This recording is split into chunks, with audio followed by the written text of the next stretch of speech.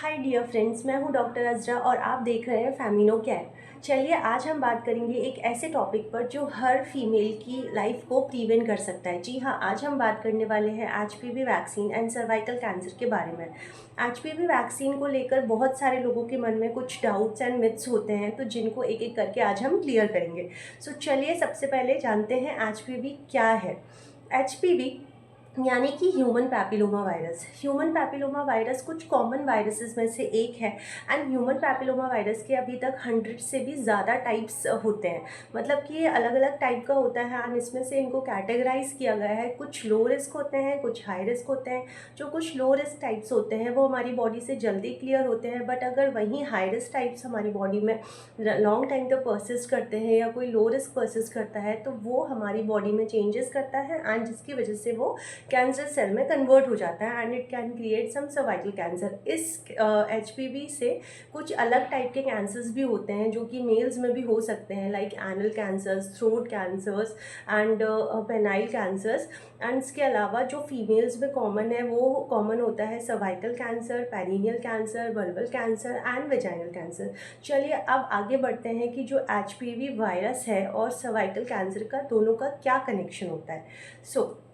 बात करते हैं। जो एचपीवी वायरस होता है वो हमारी बॉडी में अगर लॉन्ग टाइम तक परसिस्ट किया तो उसकी वजह से क्या होगा कि वो धीरे धीरे कैंसर में अर्ली जो हमारी सर्विक्स की सेल्स होती हैं उसमें कुछ चेंजेस करेगा, जिसकी वजह से वो कैंसरस सेल्स में धीरे धीरे कन्वर्ट होंगी। But the good news here is कि जो ये प्रोसेस होता है वो काफ़ी स्लो प्रोसेस होता है एंड इसको होने में अराउंड 10 to 20 ईयर्स का टाइम भी लग सकता है या इससे ज़्यादा भी लग सकता है। कुछ केसेस में इट हैपन्स अर्लियर, बट जो लॉन्ग टाइम ड्यूरेशन होता है उससे हमारा प्रिवेंशन वाला टूल प्रिपेयर हो जाता है। मतलब the good news here is most important thing कि हमारा जो टाइम पीरियड होता है उसकी वजह से हमको इसको प्रिवेंट करने के लिए वैक्सीन डेवलप हुई है जिसको हम बोलते हैं एचपीवी वैक्सीन। चलिए अब आते हैं सबसे इम्पॉर्टेंट पार्ट पे जो है HPV vaccine the game changer. Okay, so HPV vaccine जो है वो नॉर्मल वैक्सीन्स की तरह ही होती है एंड इसके अलग अलग टाइप्स के इंडिया में अवेलेबल है, लाइक बाईवेलेंट अवेलेबल है, क्वाड्रीवैलेंट अवेलेबल है एंड नोनावैलेंट अवेलेबल है, जिसका नाम सर्वोवैक, गार्डासिल 4 एंड गार्डासिल 9 होता है।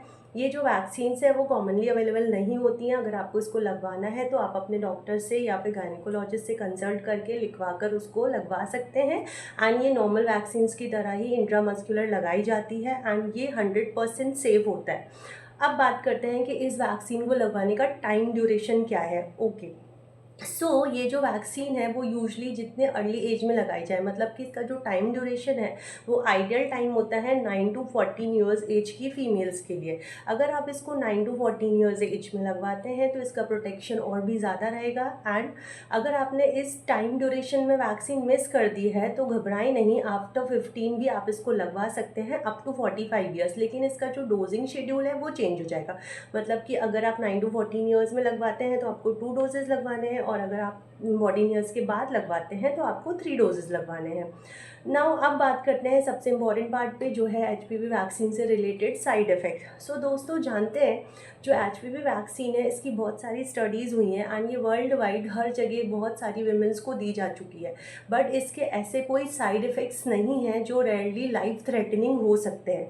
जो हर वैक्सीन के साइड इफ़ेक्ट्स होते हैं लाइक रेडनेस, फीवर, इरिटेशन या फिर हेडेक, ये कॉमनली नोटिस किए गए हैं, बट इससे कोई लाइफ को हार्म नहीं होता है एंड ये लाइफ थ्रेटनिंग नहीं है एंड इसके जो डेंजरस साइड इफ़ेक्ट्स हैं वो बहुत ही रेयर केसेस में होते हैं। ये 100% इफेक्टिव है एंड ये 100% सेफ है। ओके, नाउ अब हम बात करते हैं कि ये जो वैक्सीन है इसके साथ में हमें और क्या करना चाहिए सर्वाइकल कैंसर को अर्ली डिटेक्ट करने के लिए। डियर फ्रेंड्स, वीडियो की तरफ आगे बढ़ते हैं और जानते हैं क्या एचपीवी वैक्सीनेशन अकेले ही सर्वाइकल कैंसर को प्रिवेंट करने के लिए काफ़ी है या इसके लिए कुछ और प्रिवेंटिव मेजर्स किए जा सकते हैं या कोई और स्क्रीनिंग मेथड यूज़ की जा सकती हैं। मैं आपको बताना चाहूँगी कि एचपीवी वैक्सीनेशन अपने आप में एक बहुत ही ज़्यादा पावरफुल प्रोटेक्शन टूल है जिससे सर्वाइकल कैंसर से बचा जा सकता है, बट इसके साथ में आपको कुछ स्क्रीनिंग मेथड्स भी कराने चाहिए जो बहुत ही सिंपल एंड सेफ हैं एंड इसके लिए आपको बस ये करना है कि आपको अपने गायनिकोलॉजिस्ट को विजिट करना है एंड वहाँ पे जाकर एक छोटा सा पैप स्मेयर टेस्ट कराना है। Pap smear test hardly 2 to 3 minute का प्रोसीजर होता है, जिसको करने में टाइम नहीं लगता है एंड इसकी जो रिपोर्ट होती है वो 2 to 3 और 5 डेज़ में अवेलेबल हो जाती है depending on the lab.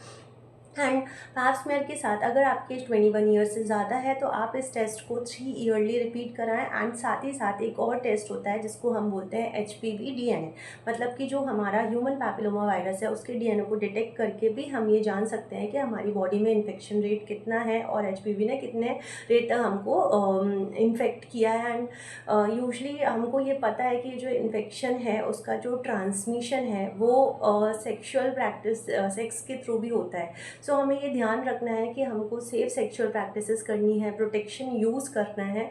So dear friends, चलिए आते हैं वीडियो के एंड में जो कि है कंक्लूजन पार्ट। एंड यहाँ पे मैं आपको बोलना चाहूँगी कि HPV सर्वाइकल कैंसर अपने आप में एक इम्पॉर्टेंट कैंसर है एंड इसको अवॉइड ना करें क्योंकि ये बहुत सारी फीमेल्स की डेथ का कॉज है। सो आप कुछ अर्ली एंड प्रिवेंटिव मेजर्स से like pap smear screening, HPV DNA screening and HPV vaccination के साथ अपने आप को प्रोटेक्ट कर सकते हैं। अगर ये जानकारी आपको हेल्पफुल लगी हो तो आप शेयर कीजिए अपने फैमिली एंड फ्रेंड्स के साथ। एंड दोस्तों, लाइक शेयर एंड सब्सक्राइब करना ना भूलें। तब तक के लिए stay healthy and stay tuned. Bye bye, take care.